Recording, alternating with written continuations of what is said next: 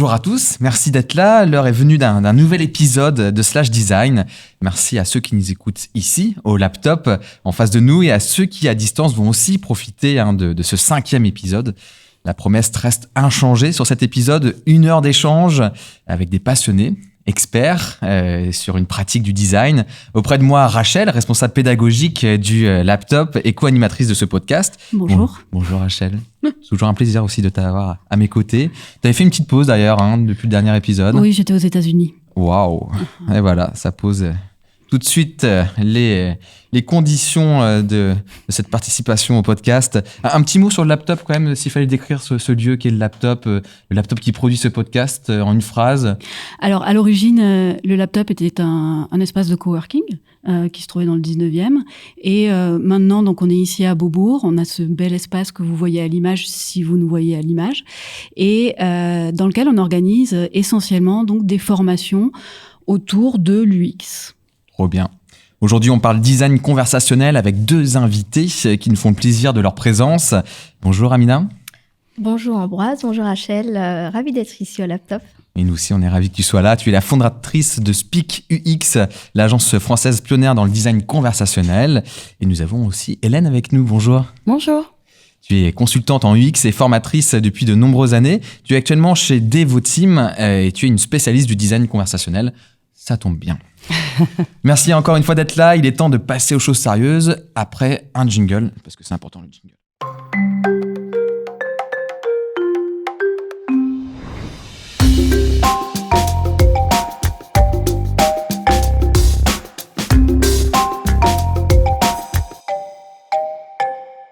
L'IA, l'intelligence artificielle, progresse à grands pas et les agents conversationnels comme ChatGPT s'apprêtent à révolutionner nos usages. On entend beaucoup parler. Pour tout vous dire, j'ai hésité à demander à ChatGPT de rédiger ce que je suis en train de lire. Je ne l'ai pas fait, je le promets. Donc là, c'est du 100% humain. Comme à chaque fois, sur ces outils algorithmiques, il y a une question qui est centrale. Mais qui construit cela et comment? En d'autres mots, quelles influences et donc biais sont à prendre en compte, à anticiper? Pour les chatbots, le designer conversationnel est au centre de ces réflexions. Et cette heure d'échange s'annonce passionnante parce que je pense qu'on va donner un éclairage supplémentaire. Rachel, est-ce que tu peux commencer par nous définir cette pratique du design conversationnel? T'as un peu triché, mais c'est pas une triche parce que tu le montres. Il y a un gros bouquin design conversationnel là. Voilà, je vais vous en parler. Je vais vous en parler plus tard. Donc, je vais essayer de définir ce qu'est le design conversationnel. D'abord pour dire que peu d'expériences vous feront vous sentir plus seul que l'interaction avec un agent conversationnel. Donc, vous connaissez le truc. Vous êtes sur un site, vous vous concentrez pour trouver l'info que vous cherchez dans un labyrinthe de messages marketing. Et le chatbot, dans le coin, en bas à droite, n'arrête pas de vous cacher le texte. Il sautille, il clignote, il revient dès que vous le fermez. Alors, en désespoir de cause, vous lui parlez. Vous lui demandez l'info que vous cherchez. Mais phrase après phrase, il ne vous comprend pas et il vous le dit. Vous n'avez pas utilisé le bon mot, le mot que le chatbot comprend. Pourtant, comprendre ou ne pas comprendre les mots que vous utilisez, c'est ce qui fait la valeur d'un agent conversationnel. Parce que finalement, un agent conversationnel, c'est quoi ? Au cœur, il y a un système, comme on en a l'habitude, un serveur de réservation de billets de train, par exemple, une base de données qui répertorie les œuvres d'un musée, une assistance technique, ce genre de choses. Et puis, de chaque côté de ce cœur, on va placer du langage naturel. En entrée, la reconnaissance du langage naturel et en sortie, la génération de langage naturel.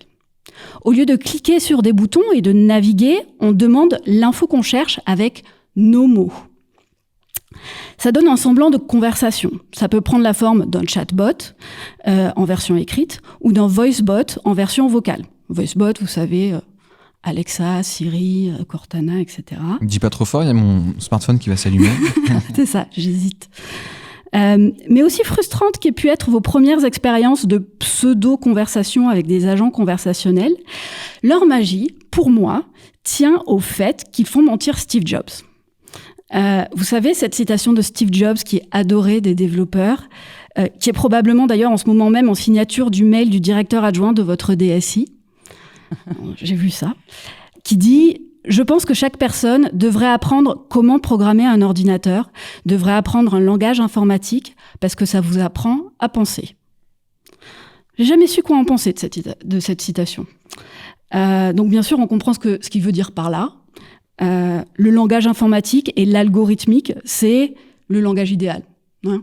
C'est celui qui permet de résoudre des problèmes, de créer des réseaux sociaux, de résoudre des crimes en déchiffrant l'ADN, de livrer votre burger 20 minutes après que vous l'ayez commandé et d'envoyer des télescopes dans l'espace pour prendre des photos hyper détaillées des étoiles et révéler de nouvelles galaxies. Et après tout, dans les représentations mentales de beaucoup de gens, un cerveau qui fonctionne comme un ordinateur, en algorithme, c'est un cerveau supérieur. Si seulement on avait une science qui étudiait cet aspect de notre cerveau et qui pouvait nous en dire plus. C'est bien. Ouais. Par exemple, la psychologie cognitive. Et pourquoi j'aime bien la psychologie cognitive, c'est parce qu'à chaque tournant, vous découvrez à nouveau à quel point l'humain ne pense pas comme un ordinateur.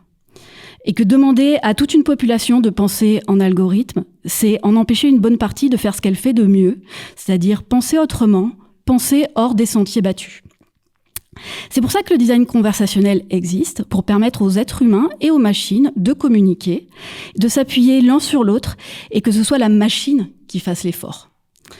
C'est pour ça que concevoir une expérience de ce type me semble être l'expression la plus pure du design centré sur l'utilisateur. Non ? Clairement. C'est validé, j'ai l'impression, Rachel. Voilà une belle entrée en matière. On va voir qu'on va pouvoir développer beaucoup de notions là que tu as pu citer. On aura tout le temps de faire cela. Mais avant, j'aimerais bien qu'on connaisse mieux Amina et Hélène. Et je vous évite cet exercice un peu fastidieux, un peu compliqué de se vendre. C'est Rachel qui va être votre VRP aujourd'hui. Donc, imaginez qu'on vous demande de concevoir quelque chose dans un domaine auquel vous ne connaissez rien. Qu'est-ce que vous faites ? Vous vous documentez, vous lisez, vous étudiez des case studies, vous demandez autour de vous, vous demandez à vos mentors si vous avez la chance d'en avoir, vous réunissez tout ça et vous en faites une synthèse et vous vous sentez fin prêt à vous lancer. Amina et Selimani, elle n'avait pas tout ça la première fois qu'on lui a demandé de concevoir un outil conversationnel. C'était en 2016-2017 2017, chez SNCF. Et c'était sa première mission. On lui avait donné carte blanche. Et en regardant autour d'elle, en se documentant, rien du tout, nada. Et je sais pas vous, mais moi, ce genre de situation me fout la trouille. La carte blanche, aucune information. Mais Amina a pris son courage à deux mains et son approche de designer sous le bras, elle a exploré, elle a expérimenté, adapté les méthodes design qu'elle connaissait au contexte du conversationnel. Et grâce à la visibilité que lui a finalement offert ce projet SNCF, elle a pu contribuer à une multitude de projets formidables dont elle vous parlera. Et comme ça, elle a avancé dans son expertise en même temps que les technologies progressaient. Et puis, elle a décidé d'aider les autres à ne pas être aussi démunis qu'elle en rédigeant des guidelines conversationnels et puis en montant un centre de formation dédié au design conversationnel dont vous parlez tout à l'heure, Ambroise. Ça s'appelle SpeakUX et toute une génération de designers conversationnels français y est passée. Et entre-temps, grâce aux formations, grâce à son omniprésence, Amina est devenue ce qu'on appelle une figure incontournable du domaine, un grand nom, à tel point que donc Meike Coppens lui a demandé d'écrire la préface de son livre paru récemment, qui s'appelle donc Design conversationnel, et qui est chez Erol. Un livre très complet. Ouais. C'est très complet. Très très bien. Hélène Janessy, elle... Elle a eu un peu plus de chance. Quand, un peu par hasard, elle est arrivée en tant que jeune UX writer dans le design conversationnel, le terrain était déjà un peu défriché. Elle avait pas mal de matière pour faire de la veille et elle a adoré ça. Et elle en a même fait une newsletter de cette veille où elle partageait ses découvertes au sein de sa start-up. Elle était émerveillée par les possibilités qu'offrait ce moyen d'interaction, c'est-à-dire une source inépuisable de retours utilisateurs, un renouvellement permanent de sa réflexion, et par la discipline qu'il lui imposait, l'importance de l'UX Writing, justement, qui était central dans le design conversationnel, et puis l'esprit de synthèse et le lien étroit avec la data. Aujourd'hui, elle utilise tout ce que lui a appris le design conversationnel, mais elle a élargi son répertoire à des interfaces plus classiques. Elle continue d'en parler autour d'elle, de participer à la conversation sur le conversationnel. Et c'est pour ça qu'elle est là ce soir avec nous. Merci. Bien, voilà, vous êtes présenté par Rachel, travail effectué. Merci Rachel. Ouais, c'est vrai, on peut remercier Rachel. Et maintenant qu'on sait qui vous êtes, et on voit tout de suite en effet tout ce que vous allez pouvoir apporter comme éclairage sur ce sujet, eh bien moi je vais remettre un jingle et on va pouvoir vraiment débuter ce podcast.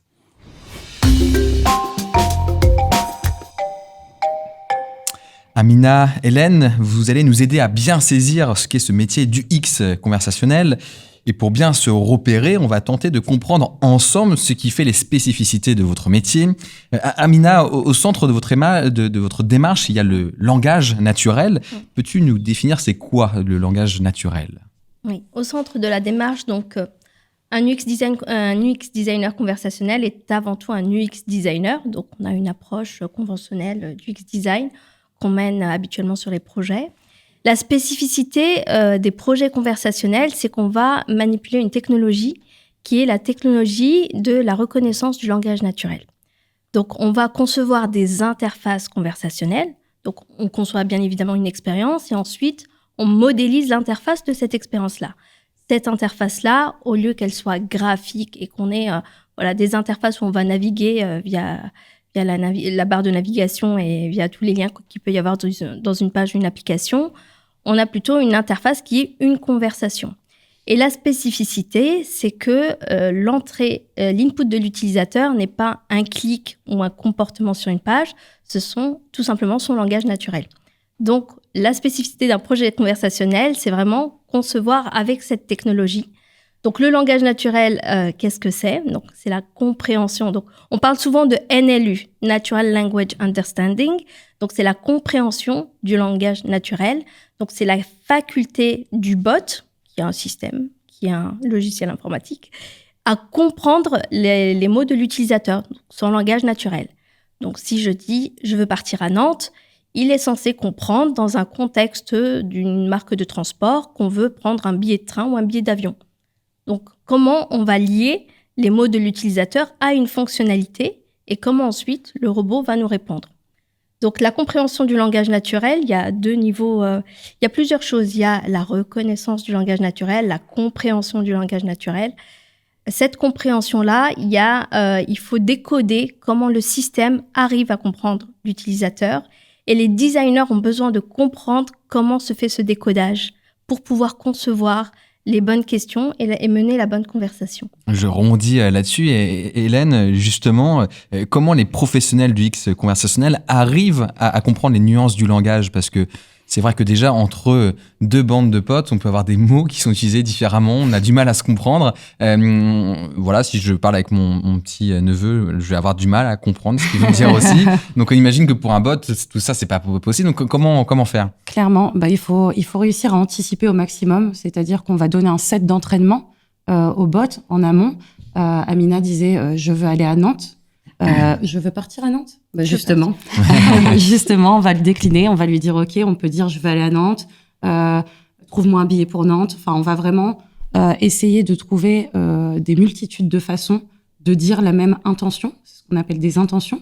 Et après, la machine, l'IA derrière, va justement trouver des patterns, des choses qui reviennent, qui vont lui permettre de comprendre derrière l'intention de l'utilisateur, à savoir se rendre à Nantes.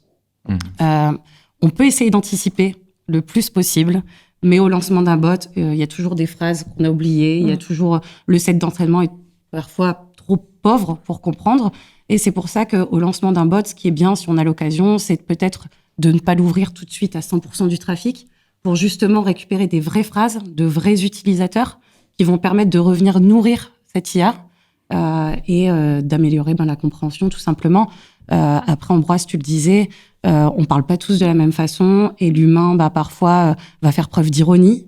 Et ça, le bot, malheureusement, il sera pas capable de le comprendre. Le second degré, faut éviter. Le second degré, le bot ne le comprendra pas. Et pour évaluer ce niveau de compréhension, on parle de score de NLU. Exactement. Donc voilà, si une intention elle est comprise à plus de 80%, donc elle a un bon score, on peut la lancer sur le produit, voilà, sur le marché, parce qu'on est confiant sur la capacité au bot de reconnaître cette intention-là. Donc une réservation de billets de train ou de billets d'avion. Donc on parle de score de NLU. Généralement, les bots au début disent désolé, j'apprends encore. Il faut être indulgent avec eux. En fait, plus on va leur poser des questions, enfin, on va lui poser des questions qu'il ne comprend pas, plus après nous on sera en mesure, ou en tout cas l'équipe tech sera en mesure de récupérer toutes ces phrases et de venir nourrir cette IA. Si ChatGPT aussi, voilà, c'est ce que je voulais dire. C'est un peu l'exemple en ce moment. On dit souvent que ce qui s'est passé, le fait qu'ils donnent cette fonctionnalité gratuite et ouverte à tous, c'était une formidable opportunité pour eux parce que c'était un labo d'expérience de milliers et de millions de requêtes. Et donc, ça en fait un outil encore plus puissant. Et oui, totalement. Il s'est nourri pendant des années et des années de plein de phrases différentes et c'est ce qui fait qu'aujourd'hui, il est aussi impressionnant. On continue à poser les bases, à mettre les notions en place. J'aimerais bien entendre aussi, c'est quoi la différence entre un voice bot et un chatbot? Parce que c'est vrai que déjà, on s'exprime pas tous de la même manière, mais une même personne n'écrit pas la même chose qu'elle va potentiellement dire. Oui. Donc, comprendre, voilà, c'est quoi la différence entre voice bot et chatbot? Oui. Alors, en termes d'expérience, généralement, c'est complètement différent. Quand on conçoit une expérience avec un chatbot, c'est pas la même expérience qu'on a en vocal avec un voice bot. Donc le premier piège, c'est que on a des équipes qui vont copier l'expérience chat pour la convertir en vocal, mais d'un point de vue expérience déjà c'est différent. Par contre, technologiquement, c'est presque pareil. On est sur un système qui est capable de comprendre le langage naturel. Donc sur un chatbot, lorsque l'utilisateur va m'écrire, donc je suis le bot. Donc quand il va m'écrire, je vais essayer de comprendre ce qu'il me dit, donc retrouver des intentions, des entités, des valeurs.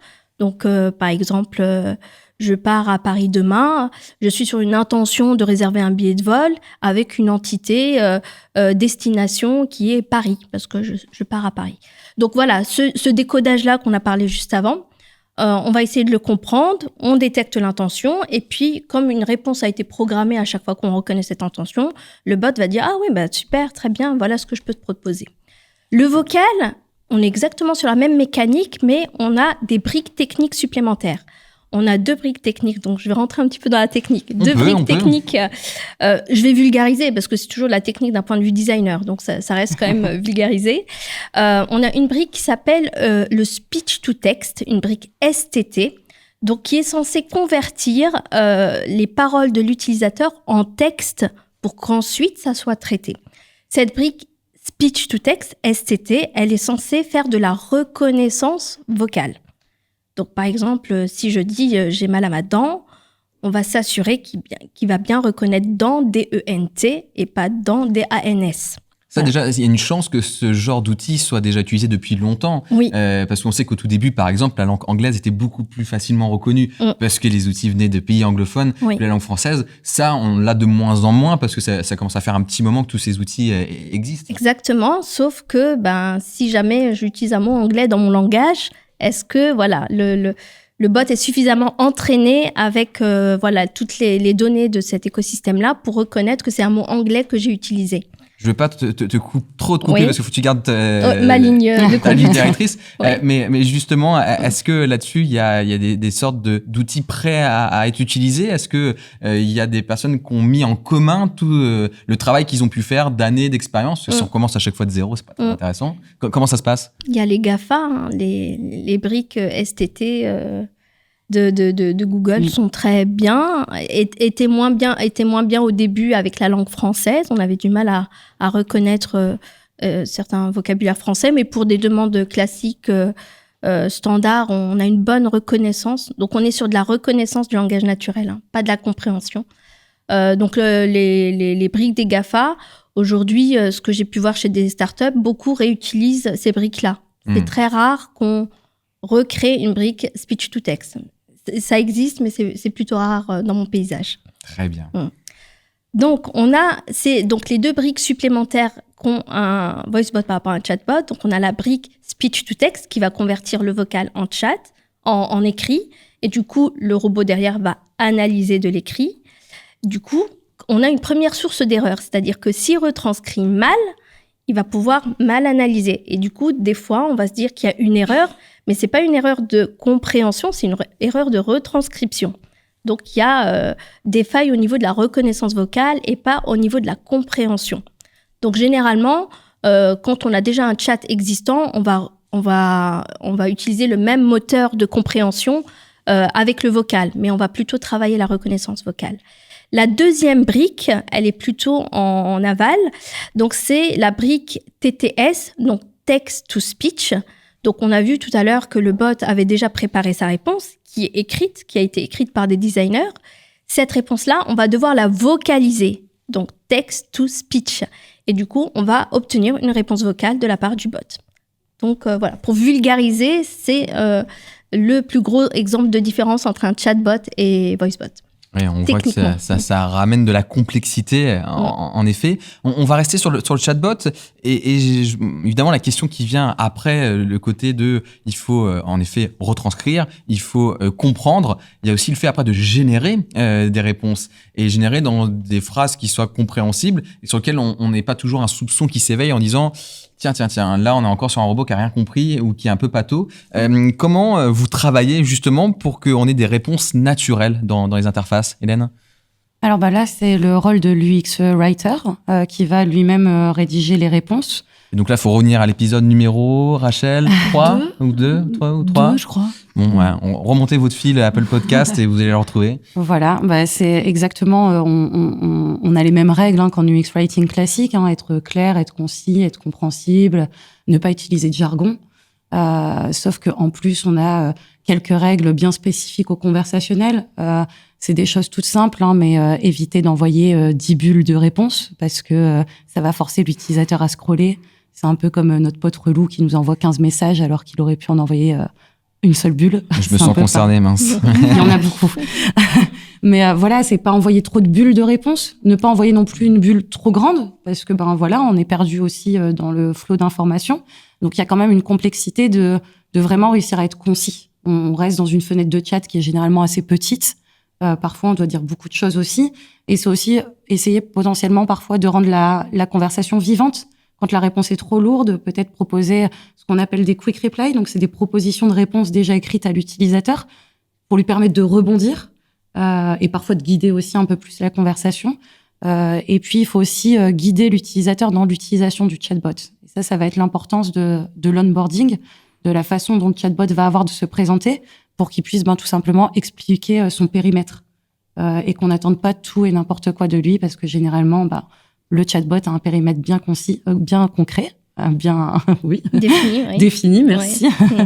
Bien défini. Et là, le rôle de l'UX Writer va être aussi important de pouvoir expliquer en quelques messages ce que le chatbot peut faire pour l'utilisateur. Est-ce que, en fait, de parler à un bot, on voit aussi des usagers qui sont plus mesquins, qui ont envie de le bousculer, qui ont envie de le faire tomber, un peu comme Boston Dynamics quand on voit ce petit robot et qu'on lui donne des coups de pied parce que de toute façon c'est qu'un robot, ça nous fait quand même mal au cœur. Est-ce que là il y a un peu une pratique un peu similaire ? Oui, clairement. Moi je voulais garder toutes les petites réponses et en faire un blog, un livre, que sais-je. Mais oui, on voit. Alors on a plusieurs cas. On a des cas de personnes qui sont un peu blagueurs, qui vont justement essayer de venir titiller le bot ou de lui poser plein de questions qui n'ont rien à voir, ou lui demander des blagues, forcément. Parfois, on a des réactions un peu violentes quand même quand le bot ne comprend pas. On se dit que c'est un peu extrême. Et j'espère qu'on te débranchera et que tu ne te réveilleras jamais. Enfin, vraiment, ça devient très personnel. C'est terrible. Oui, ça devient très personnel. Et après, on a des choses un peu moins drôles. Moi, j'ai eu l'occasion de bosser pour une marque qui avait un chatbot identifié sous le genre masculin et un chatbot identifié sous le genre féminin. Et le genre féminin se prenait des remarques mais bien plus violentes et bien plus sexistes que le bot homme. Et on se dit mais c'est incroyable parce que ce n'est qu'une machine. On le ça rappelle. Ressort tous nos travers. Et pourtant voilà, on retrouve ces travers à la lecture de tout ça. Donc oui, ça génère beaucoup d'émotions généralement. Dans la conception, on a une partie où on conçoit les parcours conversationnels et du coup le service d'un point de vue métier, voilà. Comment je répare tel appareil-là ? L'utilisateur, quand il va demander, voilà, mon appareil clignote 2 fois au lieu de 3, qu'est-ce que je dois faire ? Donc, le bot doit comprendre, on prépare les réponses. Donc, c'est conçu par des designers et des UX writers. Et ensuite, comme tu disais, quelquefois, on va aller taquiner le bot. Donc, il y a une partie de la conception qu'on appelle la conception des small talks. Donc là, on va concevoir toutes les réponses du bot qui ne concernent pas le service. Donc, par exemple, les JO approchent. Potentiellement, on peut avoir dans un secteur de métier quelqu'un qui va demander est-ce que tu participes aux JO?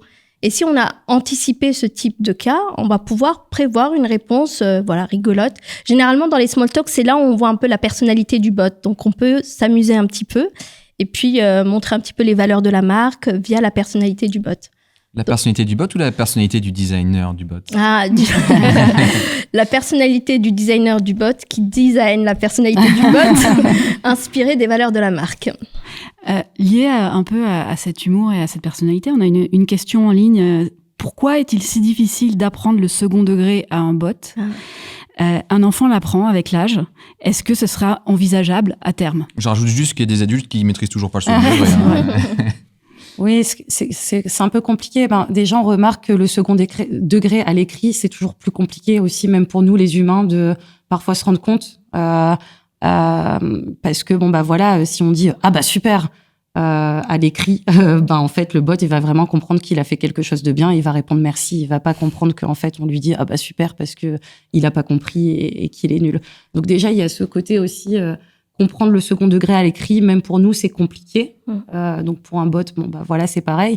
Et même pour un voice bot, comme vous le disiez tout à l'heure, Amina, le texte est retransmis à l'écrit et c'est ce qui lui permet de comprendre. Donc, dans tous les cas, il n'aura pas cette notion d'intonation. Il y a des solutions où on peut non seulement récupérer la retranscription, mais aussi la tonalité, si ça a été dit avec des aigus, etc. Donc, si je dis, ce qui va être difficile, c'est si je dis calmement, je vais aller voir mon avocat. Est-ce qu'on peut identifier que c'est une situation où l'utilisateur est en colère ou pas, sachant que je peux dire super en criant et en fait je suis très heureux, mais parce que on a dit que la colère c'était quand le ton était un petit peu élevé. Donc il y a toute une complexité pour savoir. Il y a des outils technologiques qui sont en cours de développement pour savoir est-ce que il le dit au premier degré ou au second degré, et on va y venir on va y venir très probablement. Après on peut parfois se servir aussi du contexte, c'est-à-dire on peut comprendre quand le bot n'a pas compris pour la troisième fois consécutive et qu'on nous dit ça, on peut se douter que en fait potentiellement dans ce cadre-là ça veut dire ça, mais après c'est... Les émoticônes pourraient aider aussi à mieux cerner, mais il y a aussi du second degré dans les émoticônes. Oui, et puis tous les utilisateurs ne mettent pas d'émoticônes quand ils parlent à un bot. Ça, c'est vrai que c'est pas quelque chose qu'on remarque très souvent. Ouais. Et puis l'usage des emojis, il est très mesuré parce qu'il faut aussi que l'expérience soit accessible. Donc si elle est retranscrite pour des personnes qui ont une défaillance visuelle, il faut que si on décrit un emoji dans le contexte de la phrase, est-ce que il vient appuyer le contexte? Est-ce qu'on donne un sens à cet emoji? Généralement, dans mes bonnes pratiques, on essaye de limiter l'utilisation des emojis, ou alors ils viennent illustrer un propos. Il ne faut pas passer le message par l'emoji. Là, tout ce qu'on dit depuis tout à l'heure, ça nous fait prendre conscience que, en effet, toute la difficulté réside aussi dans le fait que ce n'est pas uniquement des mots qui ont une seule signification, c'est la suite des mots et ça devient éminemment complexe.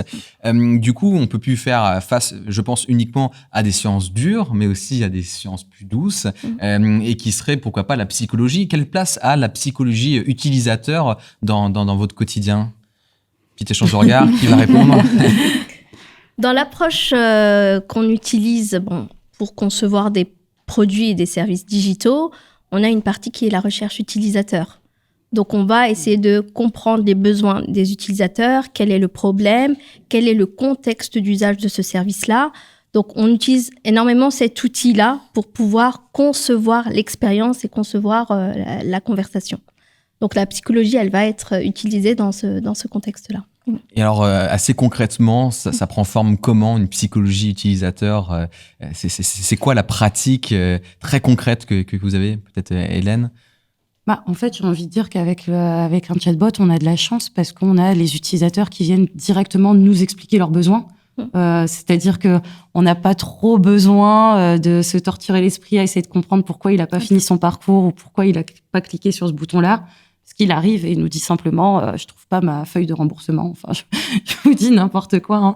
Mais donc en fait, il y a de la recherche en amont, comme le disait Amina, comme dans toute démarche design. Il y a de la recherche utilisateur en amont, mais il y a aussi surtout énormément de suivi au lancement du chatbot.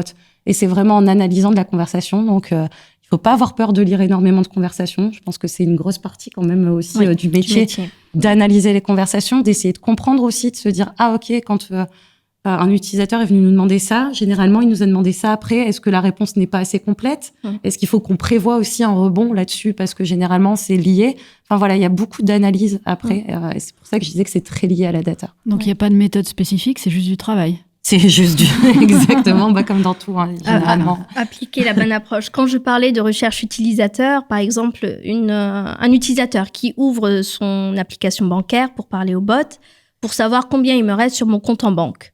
Donc là, il demande combien il me reste sur mon compte en banque, mais si on a fait une recherche utilisateur et que voilà, on travaille avec les personas, les expériences maps, etc., peut-être qu'on peut deviner qu'il demande combien il a sur son compte en banque pour savoir s'il est loin de son découvert, pour savoir si la dernière grosse opération qui est inhabituelle est passée ou pas.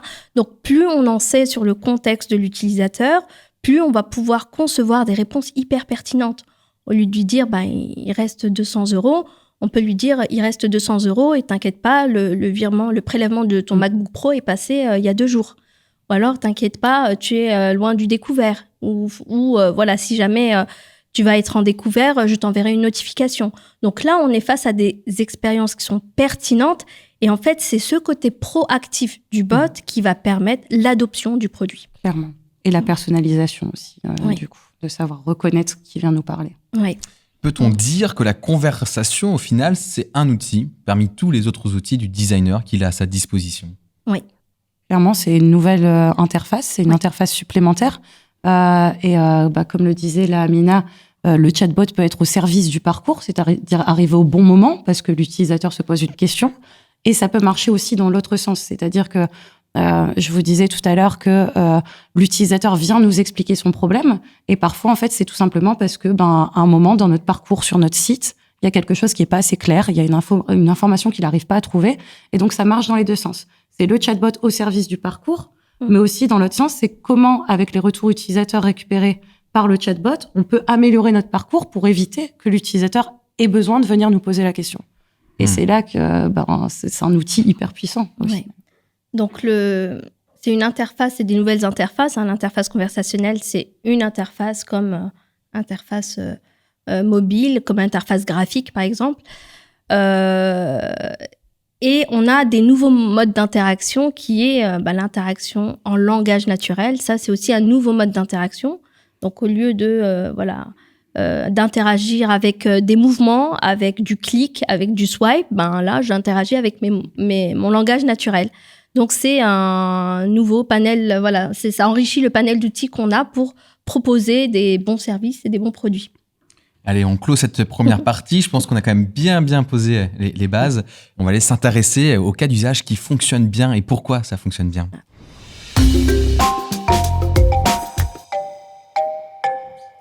Alors ouais, c'est vrai que ça serait bien de s'inspirer des meilleurs exemples. On va parler certainement de marques qu'on connaît tous et voir un peu comment ils ont réussi à justement aller au bout de cette démarche de conversation. Déjà, peut-être en généralisant un peu la chose, quand est-ce que les chatbots sont considérés comme une réussite ? Quelles conditions il faut réussir à réunir ? Hélène ? Waouh. Bonne chance. Oui. Alors, à partir de quel moment un chatbot est considéré comme une réussite ? Je dirais à partir du moment où il arrive à traiter, 90% des requêtes qu'on lui adresse. Et ça, on finit par y arriver avec justement beaucoup de lecture de conversation, beaucoup d'entraînement supplémentaire, un élargissement de son périmètre au fur et à mesure des conversations. Donc, je dirais que oui, à partir du moment où 9 fois sur 10, le chatbot comprend la question et arrive à apporter la réponse attendue, c'est une réussite. Et en même temps, ce qui est terrible, c'est de se dire que la personne qui n'a pas eu la bonne réponse, dans sa tête, c'est un truc qui ne fonctionne pas. Oui. Et lui, il va en parler à plein d'autres personnes en disant ça ne fonctionne pas, ces trucs-là. Et oui, malheureusement, mais compliqué d'arriver à 100% de compréhension parce que souvent, on va avoir le chatbot et on s'attend à ce qu'il comprenne vraiment notre contexte particulier comme un humain l'aurait fait. Alors qu'un chatbot, il faut pas oublier qu'il est là pour traiter des demandes qui sont quand même récurrentes, des demandes qui sont automatisables, et donc il va pas faire du cas par cas. Même si on essaie de personnaliser l'expérience, il peut pas faire du cas par cas, il peut pas comprendre une phrase qui est beaucoup trop longue une phrase de 4-5 lignes, le bot ne la comprendra pas, quoi qu'il arrive. Donc ça aussi, il faut peut-être aussi, il y a une partie d'éducation de l'utilisateur, entre guillemets, c'est-à-dire quand on n'a pas compris une première fois, généralement, on lui dit « Est-ce que tu peux me redécrire brièvement le problème ?» pour essayer d'expliquer qu'il faut des phrases courtes. Enfin bref, arriver à 100% de compréhension, même si je serai la première contente quand on y arrivera. Pour le moment, c'est très dur. Et puis parfois, on a des KPI aussi bien précis. Dans le cas d'un chatbot qui est là pour faire du service client, ça peut être simplement la réduction des appels au service client ou la réduction des relais à un opérateur humain. Si le chatbot se débrouille sans avoir besoin de faire appel à un humain, il est totalement autonome, c'est qu'il est plutôt réussi. Et puis surtout, est-ce qu'on vient lui parler? C'est aussi la base, parce que s'il comprend tout ce qu'on lui demande, mais qu'il y a 3 personnes qui lui parlent, c'est que c'est ça. Il y a 2 niveaux en fait. Il y a réussir la conversation, Exactement. donc réussir à comprendre et puis à apporter une réponse. Et puis à réussir le produit, c'est-à-dire qu'on met en place un chatbot, il est adopté par les utilisateurs. Cette adoption, c'est vraiment quand on a des clients qui l'utilisent, qui obtiennent ce qu'ils veulent, et c'est tellement satisfaisant qu'ils vont compter sur lui. On va aussi construire la confiance avec le bot. Donc il y a un deuxième niveau de réussite qui est l'adoption du produit. Ouais, je vois qu'on puisse plus se passer de lui, ce chatbot. Ouais. Non, je voulais juste demander, est-ce que vous avez déjà eu des clients qui vous demandent 100% de réussite Ouais, je pense qu'au départ, tous les clients s'attendent un peu à avoir 100% de réussite. Pour qui c'est plus important Non, la première des choses, c'est on explique comment fonctionne un chatbot et qu'il y a besoin d'entraînement et qu'il y a besoin de temps et qu'il y a besoin d'une équipe et que quand on lance les premiers parcours, il faut maintenir l'équipe sur le produit pour l'améliorer, et l'atteinte à cette réussite-là, elle est conditionnée par beaucoup de choses. Donc, la réponse à cette question-là, c'est beaucoup de pédagogie. D'accord. Voilà.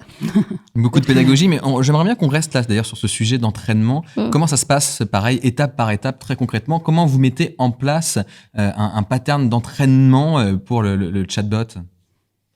Wow. Alors, on va définir déjà l'ensemble des questions auxquelles le chatbot doit savoir répondre. C'est un peu ce qu'on appelle la base de connaissances. C'est vraiment l'ensemble des questions auxquelles le bot va répondre, et on va définir du coup quelle est l'intention derrière ça. Donc, on parlait tout à l'heure de réservation de billets. Je veux réserver un billet pour Paris. L'intention, ça sera de la réservation. Et puis après, c'est ce que je vous expliquais.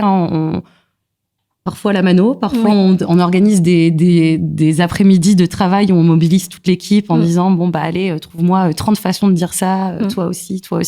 Et ça constitue le premier set d'entraînement. J'ai vu récemment que du coup maintenant certaines personnes utilisent ChatGPT pour faire des sets d'entraînement, ce qui est bien plus facile, ce qui m'aurait économisé beaucoup de temps à l'époque. Dans mon premier travail, j'étais responsable de ces sets d'entraînement, donc c'est moi qui faisais tout. Et en même temps, c'est aussi une vraie limite de demander dans le même bureau à tout le monde une manière d'exprimer, parce que certainement, si vous êtes dans ce même bureau, vous vivez à peu près les mêmes choses, et Exactement. c'est très vite limitant. Et c'est pour ça que souvent, au lancement d'un bot, on a une compréhension qui est pas incroyable, le temps de récupérer des vraies phrases. Je sais qu'une des techniques, c'est en effet, quand on est sur un site e-commerce, c'est ok, il y a que 20% de notre trafic qui verra la fenêtre de chat, et donc on accepte que ces 20%-là est une expérience pas incroyable. Oui, et généralement, du coup, on propose très vite un relais à un humain. En fait, il y a une règle en design conversationnel qui dit que après 2 incompréhensions, généralement, on essaie de trouver une porte de sortie. On lui propose un relais humain, on lui propose un numéro de téléphone, on propose d'envoyer un mail. Enfin, en tout cas, on essaie de pas laisser l'utilisateur dans une boucle infinie d'incompréhension. Généralement, en lancement, quand on n'est pas très sûr de la compréhension du bot, on se laisse une incompréhension et on passe tout de suite le relais pour pas avoir une expérience non plus trop désagréable. Et nous, après, on va aller se nourrir de cette data. Je sais aussi que parfois il y a des agences qui ont des sets d'entraînement préconstruits parce que ils travaillent souvent avec les mêmes secteurs d'activité. Et dans ce cas-là, ils peuvent déjà avoir des intentions qui sont pré-entraînées. Quand on parle de mutuelles, tout ce qui va être autour des remboursements, c'est des choses qui sont communes à toutes les entreprises, enfin toutes les mutuelles. Et dans ce cas-là, on a des sets d'entraînement préconstruits. Et vous faites pas de la recherche terrain pour pas vraiment sur l'entraînement. Ça peut aider pour concevoir. On a besoin de savoir comment l'utilisateur s'exprime, quelles sont ses formulations et ses approches. Ça aide pour commencer à construire l'expérience. Mais quand on parle de corpus d'entraînement ou set d'entraînement, c'est du volume, c'est énormément de données. Donc ces corpus-là, soit on les constitue, ensuite on nourrit l'IA avec, on peut même les acheter. Hein. Il y a des laboratoires qui vendent des corpus. J'avais posé cette question, ça c'est intéressant, parce que je me suis dit en fait c'est une énorme valeur à la fin. Et tout ce qu'on donne à ChatGPT, ils vont constituer des corpus d'entraînement par intention. Et on est en train de leur donner cette data-là. Et du coup, toute la question, c'est quelle est la qualité de ce corpus ? Est-ce qu'il y a des biais ? Est-ce que comment il faut maîtriser aussi comment on alimente cette IA-là. Et après le travail du corpus, justement dans une équipe conversationnelle type feature team, il y a des nouveaux métiers et il y a des métiers du langage. Donc on a parmi les développeurs, on a le développeur NLU ou le développeur NLP. Donc NLU, Natural Language Understanding, et NLP, Natural Language Processing. Donc c'est le terme pour dire développement de briques techniques qui contribuent à comprendre le langage naturel. Et c'est ces développeurs-là qui vont s'occuper de s'assurer qu'on a des bons corpus et que chaque intention est bien entraînée, que le corpus est de bonne qualité, etc. Après, c'est vrai qu'on peut servir aussi parfois des messages reçus par le service client. Oui. Si le use case s'y prête, c'est vrai qu'on peut contacter les call centers, tout ce qui va être justement le service client, les mails qu'ils peuvent recevoir, parce que parfois justement on a des verbatim utilisateurs qu'on peut récupérer. Ouais. Effectivement, il y a des clients qui ont des corpus déjà prêts. Seulement, il faut faire attention parce que si tous les mails qu'on récupère c'est que des mails de réclamation. Ça veut dire qu'on n'entraîne que des intentions de réclamation et et c'est que un entraînement de gens qui ne sont pas contents, par exemple. Il y a que eux qui envoient des mails, par exemple. Donc il faut faire attention à la qualité du corpus. La réussite, ça va paraître évident ce que je vais dire, mais c'est aussi d'amener le bon outil au bon moment, au bon endroit, et de sentir que là, c'était justement un vrai frein qui était ressenti et on l'a levé et forcément c'est très agréable.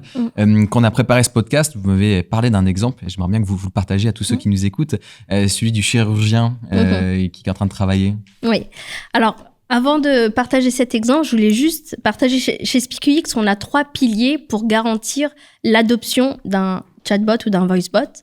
Les 3 piliers sur lesquels on travaille, c'est un cas d'usage pertinent.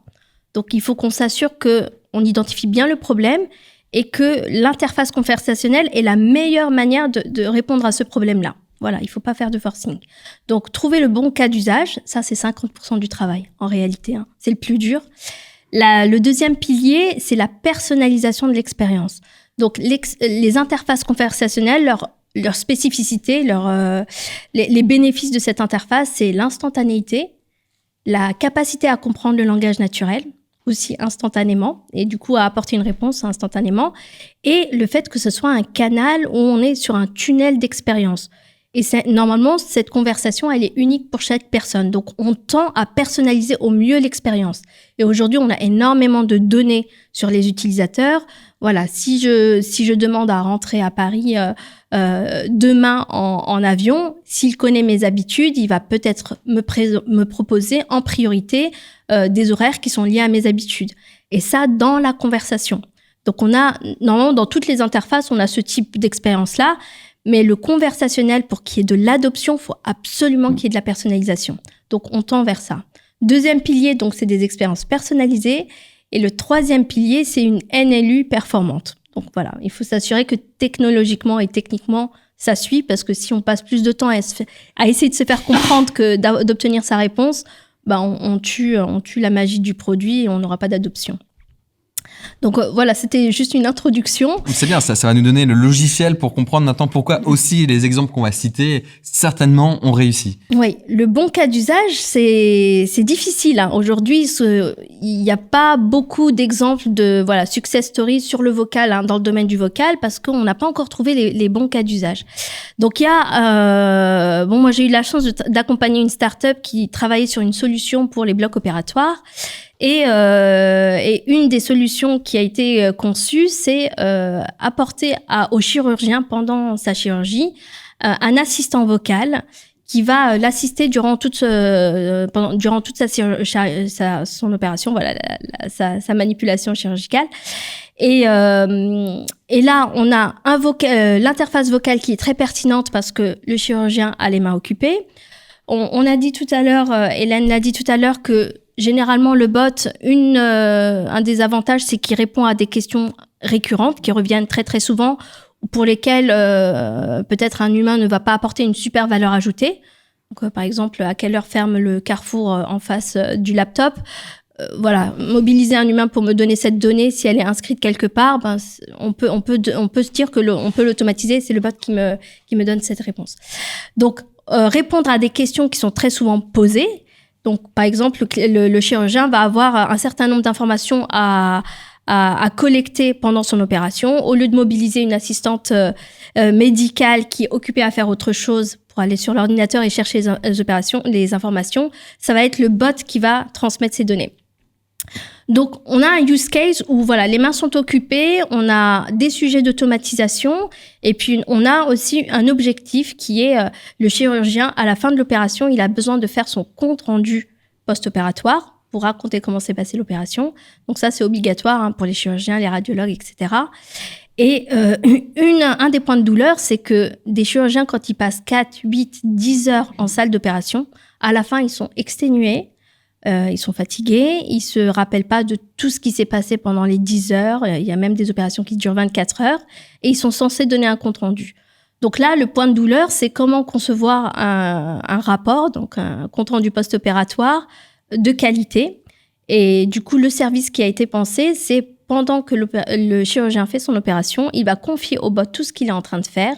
Celui-ci qui a cette technologie de compréhension du langage naturel va synthétiser toutes ces informations et préparer le rapport. Donc là, on répond à un gros point de douleur qui est en apportant de la valeur, c'est-à-dire faciliter la création du compte-rendu post-opératoire.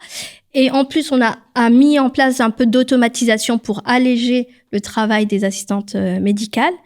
Elles sont occupées à compter les compresses, à vérifier tous les instruments sur la table. Donc, elles n'ont pas beaucoup de temps pour aller faire des allers-retours sur le logiciel pour aller chercher le groupe sanguin d'un autre patient, par exemple.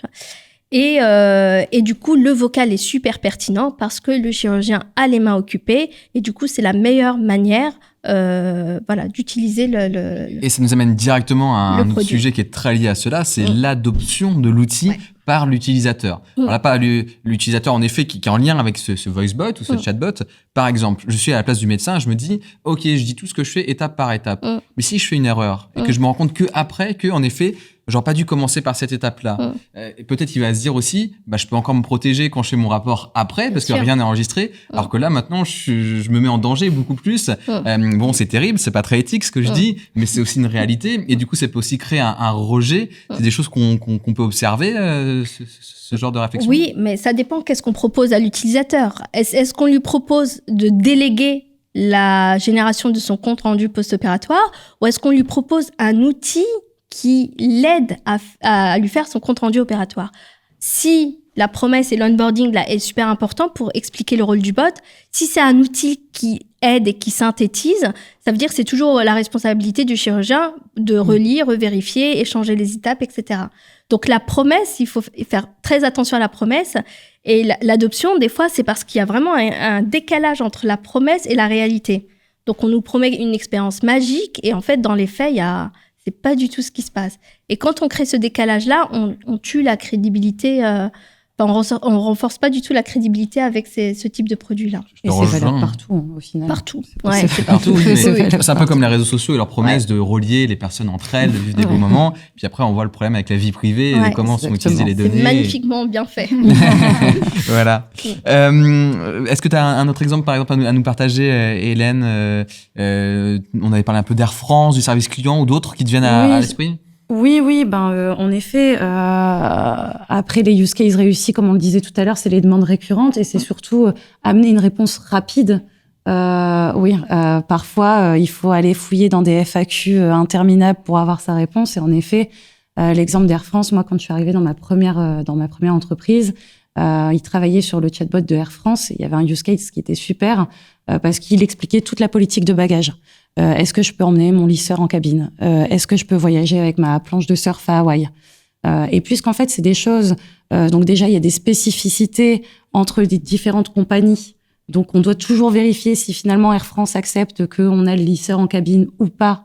Il y a des spécificités aussi en fonction des pays vers lesquels on voyage.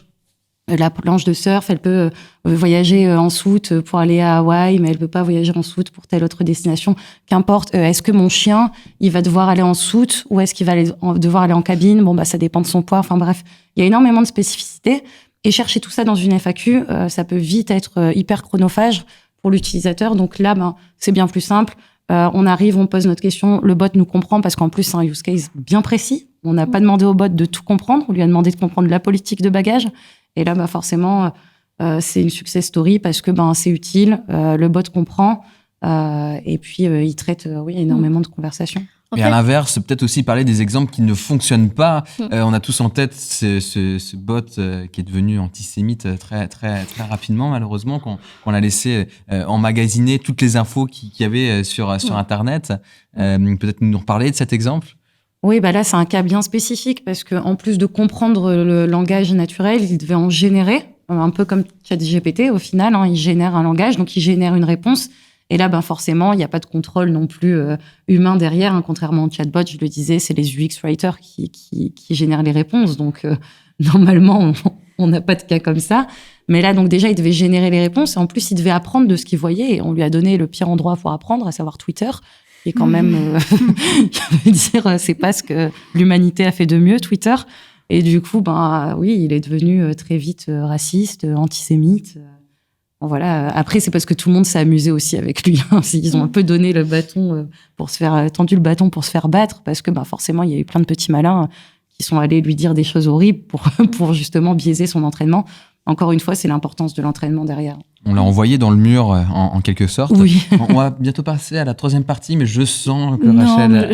j'avais juste...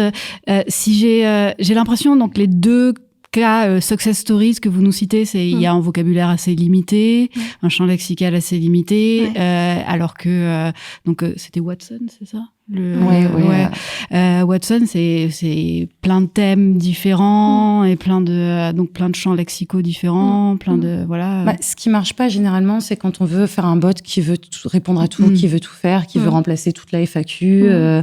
Qui veut être sur du service après-vente, mais qui veut être aussi sur du e-commerce. Enfin, parfois, il y a des clients comme ça qui espèrent avoir un bot qui fait tout. C'est pas une bonne pratique parce qu'on parlait tout à l'heure de la base de connaissances, donc de l'ensemble des questions que le chatbot va pouvoir traiter. Plus cette base de connaissances est importante, moins le chatbot sera sûr de lui. On parlait du score NLU, 80%. S'il a trop d'intentions, il peut hésiter entre deux intentions, plus trop savoir. C'est pas une bonne pratique pour l'aider à comprendre, en tout cas, qu'il veuille tout traiter. Et puis le risque de vouloir tout traiter aussi, c'est de tout traiter un peu en surface et de pas proposer justement cette expérience peut-être plus personnalisée qui va justement créer l'adoption, et c'est de rester sur au final une FAQ dynamique, quoi. Et ça apporte rien de plus, et c'est un peu dommage parce que on se focus sur un use case bien précis, qu'on arrive à lever un frein qui a été identifié, et l'expérience est totalement différente, mais un peu comme dans toutes les expériences utilisateurs qu'on peut proposer. Allez, on va passer à la dernière partie de ce podcast. On va se projeter vers l'avenir.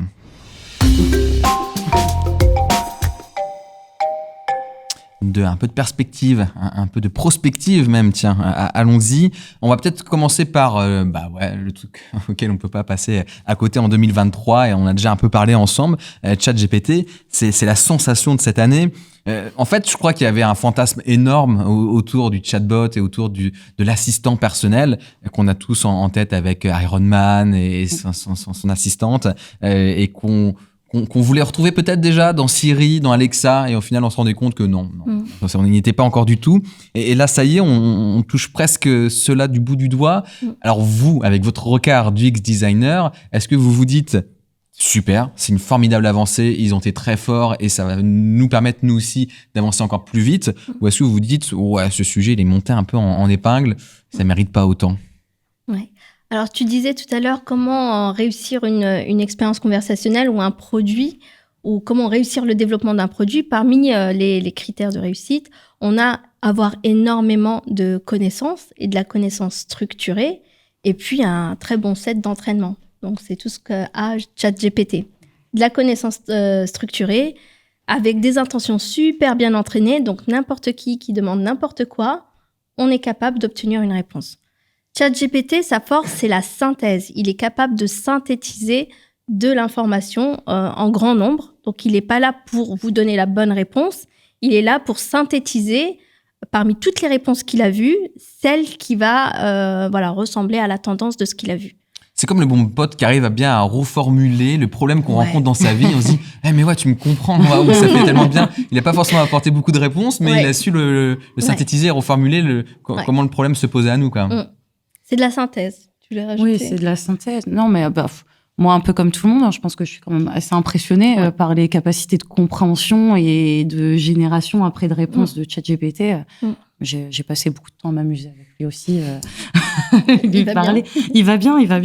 Mais non, mais voilà, c'est impressionnant. Après, comment dire, c'est pas la même chose que de faire un chatbot pour une entreprise bien précise. En fait, c'est-à-dire que c'est quelque chose qui va être impressionnant de par sa capacité à traiter plein de sujets, de par sa capacité à faire des dissertes à notre place.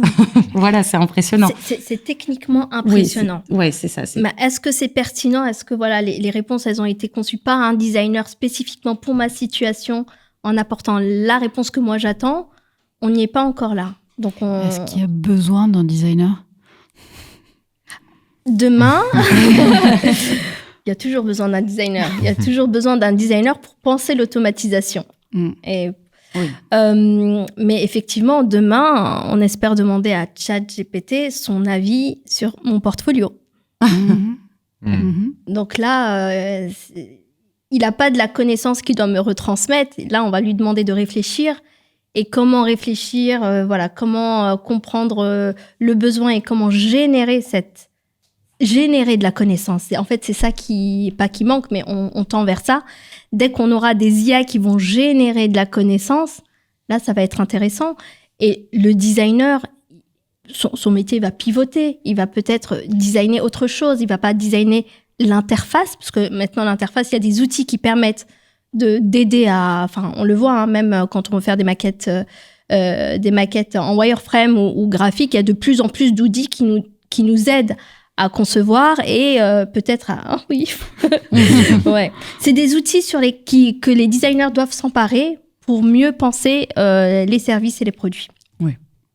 D'un point de vue technologique, qu'est-ce qui pourrait lever les freins de développement des interfaces conversationnelles? Quelles sont vos attentes? Des choses où vous dites, tiens, quand on aura réussi vraiment à trouver là des solutions et qu'on avance, tout va s'accélérer bien plus rapidement. Déjà, les interfaces conversationnelles, c'est un début. Donc, ce sont des produits qui ont une particularité, c'est qu'ils utilisent une technologie qui est la compréhension du langage naturel. Sauf que c'est une technologie. Cette technologie-là, on n'est pas obligé de l'utiliser que pour faire des conversations. Demain, je peux parler à un objet qui va comprendre ce que je dis grâce à cette technologie, mais cet objet, il va pas me répondre, il va réagir, il va se déplacer, l'interface de cet objet-là va se mettre à jour. La réponse, elle n'est pas forcément conversationnelle. Donc, ce qu'il faut comprendre, c'est qu'on a une technologie qui est très puissante, mais elle nous condamne absolument pas à faire que de la conversation. Et du coup, il faut prendre en compte cette nouvelle technologie pour imaginer les possibilités pour offrir de la valeur à travers les services et les produits. Et je pense que même tu aurais pu aller là-dessus, tu t'es peut-être retenu pour me laisser poser la question. Mais c'est vrai que la finalité, elle n'est pas forcément de la conversation. Non. C'est vrai que quand on peut aller vers de la création d'images, Daily par exemple fait cela. Donc faut ouvrir les chakras. Oui. Donc il y a la reconnaissance du langage naturel et puis il y a d'autres technologies qui sont la reconnaissance d'images. On peut générer des images, on peut générer du langage naturel. Donc ça, c'est des possibilités technologiques qu'il faut prendre en compte désormais dans le panel d'outils qu'ont les designers pour concevoir. Et l'avenir des expériences, c'est des expériences digitales, multicanales. Donc, on va pouvoir utiliser le touch, le vocal, mon comportement, mes yeux, pour concevoir la meilleure expérience. Ce sont des outils supplémentaires, des technologies supplémentaires pour concevoir la meilleure des expériences qui n'est pas uniquement mobile ou uniquement desktop ou uniquement conversationnelle. Donc là, il faut sortir de ces silos-là. Donc là, on était dans ces silos pour découvrir parce qu'on tâtonnait. Mais demain, il faut vraiment prendre ces outils-là comme des outils qui enrichissent notre panel d'interaction et d'interface et imaginer les produits de demain. Et je suppose que c'est d'autant plus utile que ça va permettre de nourrir une interaction homme-machine la plus fluide possible. En fait, derrière tout cela, c'est de ça dont on parle. C'est cette capacité, enfin, que la machine et l'homme puissent, sans même y réfléchir, déjà interagir. Hélène ? Clairement, c'est le rôle du design avant tout, d'aider à l'interaction homme-machine. Et je pense qu'il faut pas se limiter non plus à voir le conversationnel dans une petite fenêtre de conversation en bas à droite de l'écran. Je pense que ce sera aussi une belle avancée quand le conversationnel fera partie intégrante. Ouais. Je me disais que ça allait pas. Ça fait 1 heure. Non, mais voilà, quand ça fera partie intégrante du parcours utilisateur et pas seulement, on est en bas à droite, mais peut-être à un moment du parcours d'intégrer cette notion de conversationnel, ce nouvel outil qui nous permet d'interagir plus naturellement au final avec la machine. Voilà. Le futur des interactions homme-machine. Exactement. On touche à la fin des questions qu'on avait pour vous, mais il en reste des questions, notamment potentiellement de vous qui êtes là en face de nous. N'hésitez pas, il y a un micro qui va transiter de personne en personne. Peut-être pendant que vous préparez vos questions, juste un dernier élément, les références, si on a besoin d'aller plus loin, si on veut aller plus loin, qu'est-ce qu'on peut lire, qu'est-ce qu'on peut mettre sur sa table de chevet. Je crois qu'on en a montré un là, tout à l'heure qui était important. Effectivement, le livre de Meike Coppens, Design conversationnel, qui présente comment mettre en place ce type de produit et qui présente vraiment tous les volets de ce type de projet-là, donc d'un point de vue technique, éthique, UX, tous les volets qu'on peut imaginer quand on se lance dans ce type de produit. Donc, outils, méthodologie, retour d'expérience, un livre très, très riche. Très bien. Et le premier livre en langue française sur le marché français. On avait une question sur le web. Il voulait savoir s'il y avait des travaux sur l'identification des émotions dans la voix humaine. Oui, il y en a. Oui. Au CNRS, par exemple. Oui, il y a des chercheurs et des doctorants qui travaillent là-dessus. Donc, la reconnaissance des émotions, donc il y a quelques années, c'était uniquement via les écrits. Aujourd'hui, c'est via la tonalité de la voix. Il y a plusieurs volets dans la voix qu'on étudie pour essayer de deviner les émotions et ensuite entraîner les émotions aussi avec...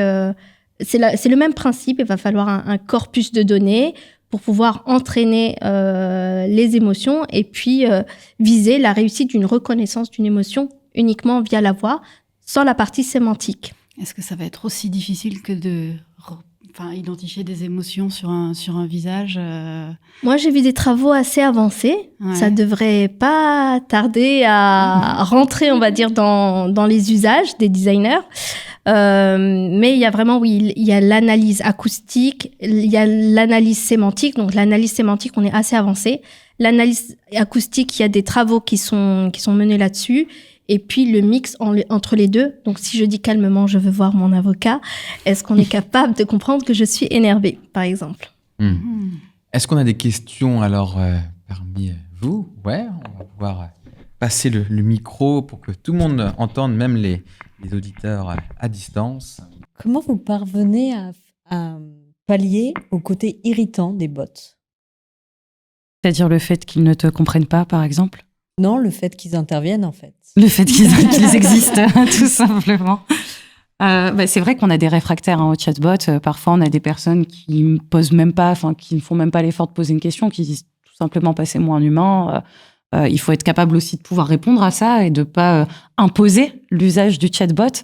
Je pense que le chatbot doit venir pour faciliter quelque chose qui existe déjà, c'est-à-dire que le bot comme seule et unique solution, pour moi, c'est pas forcément une bonne pratique. Il faut vraiment pouvoir proposer une solution bis pour les personnes qui ne veulent vraiment pas interagir avec le bot. Le bot est censé simplifier la navigation, simplifier l'expérience, proposer une meilleure expérience, entre guillemets, mais ça doit pas être quelque chose par lequel on est obligé de passer, quoi. Enfin, le marché français, les bots qui sont industrialisés sont toujours des alternatives à des interfaces existantes. On n'a pas encore un service qui existe uniquement avec le bot et qui a prouvé sa valeur uniquement avec le bot, pour lesquels on pourrait avoir des réfractaires. Parce que, même pour des raisons d'accessibilité, l'information ou le service doit être accessible via d'autres moyens que le chatbot. Une autre question. Bonsoir. Bonsoir. Je voulais savoir comment vous vous assurez de ne pas avoir glissé de biais humains dans les bots. On essaye au maximum de ne pas glisser de biais humains. Donc, il y a une source où on peut intégrer du biais, c'est le corpus d'entraînement. Donc là, il faut s'assurer que la qualité du corpus soit bonne, des échantillons suffisamment variés. Enfin, il faut être vraiment conscient de la nature du corpus existant. Et ensuite, dans la conception, nous, on a une approche où on fait la recherche utilisateur, on fait des choix par rapport, et quand on fait des tests, si on fait que du qualitatif, on teste que sur 5 personnes. Donc, on fait attention à ne pas concevoir des parcours uniquement pour ces 5 personnes. Donc, la force de ce type de produit-là, c'est quand on lance l'expérience, donc quand on lance le chatbot, on va énormément avoir de données, de voir comment les utilisateurs utilisent le chatbot. Et là, on peut se rendre compte qu'il y a peut-être une typologie d'utilisateur qu'on n'avait pas prise en compte et qui va l'utiliser et qui l'utilise de cette manière-là. Donc, on va le revoir dans la conception. Et un facteur clé de la réussite du bot, c'est être très, très attentif à comment ça va être utilisé pour justement éviter les biais. Ça, c'est d'un point de vue conception. Et après, il y a les biais d'un point de vue des data. Et aujourd'hui, on maîtrise parce qu'on conçoit les parcours, on prévoit les réponses, etc. Demain, ça va être compliqué quand on aura vraiment un bot qui va générer lui-même de la connaissance, générer lui-même des parcours, identifier tout seul des patterns d'utilisation des utilisateurs. Et le rôle du designer va être réussir à driver le bot pour qu'il fasse son analyse de manière la plus objective possible. Donc, c'est quand je disais que le travail du designer allait pivoter, c'est qu'on va pas faire le focus sur la même chose. Là, on fait le focus sur comment construire l'expérience. Demain, on fera le focus sur quelles sont les règles qui vont permettre au bot de construire l'expérience. Donc, c'est un sujet en perpétuelle remise en question. Enfin, on n'est jamais sûr d'avoir zéro biais. Allez, on passe du côté des internautes. On a une question. Je voulais justement rebondir sur la question avec une question des internautes. C'est est-ce que vous suivez les travaux, notamment les travaux de réflexion sur l'éthique de l'IA et est-ce que les GAFA convergent ou chacun rédige sa charte dans son coin? Oui. C'est difficile de rentrer dans les travaux de ce que font Google et quels sont les algorithmes qu'ils utilisent et la pureté des algorithmes. Vu qu'on travaille, pour ma part, je travaille pas mal sur des bots sur le marché français et surtout, j'accompagne des entreprises qui créent leurs premiers bots. On n'en est pas encore à ces sujets-là. On n'en est qu'à rassembler toute la connaissance, apprendre à structurer, s'assurer qu'on a un corpus de bonne qualité, créer un persona de bot pour s'assurer qu'on s'adresse à tout le monde et à la bonne, aux bons utilisateurs et créer un persona de bot le plus inclusif possible. Donc, on en est encore à ce niveau-là. Aujourd'hui, il faut vraiment questionner les équipes qui travaillent vraiment sur les intelligences artificielles et peut-être un peu moins ceux qui travaillent sur le design d'interface. On est dans le domaine du design fiction. Oui. Épisode 4 de Slash Design. Est-ce qu'il y a encore une question parmi vous qui êtes là ou alors on va aller... J'ai vu des pizzas arriver. Ça va être aussi très bien pour continuer à converser et à poursuivre tout cela. Et ben on s'arrête là pour aujourd'hui. Merci beaucoup, en tout cas, d'avoir été là, d'avoir partagé vos connaissances, vos retours d'expérience. Je crois que c'était très clair, très riche. Et puis, on vous invite évidemment à ceux qui nous écoutent de continuer cette écoute avec les épisodes précédents. On a fait quelques liens déjà pendant le podcast. Et vous verrez, il y a des intervenants tout aussi passionnants. Sinon, on se retrouve pour le 6e épisode de Slash Design. Et je ne donne pas la thématique, ça sera encore la grande surprise. Merci à toi aussi, Rachel, et à bientôt. Merci. Merci beaucoup, à bientôt.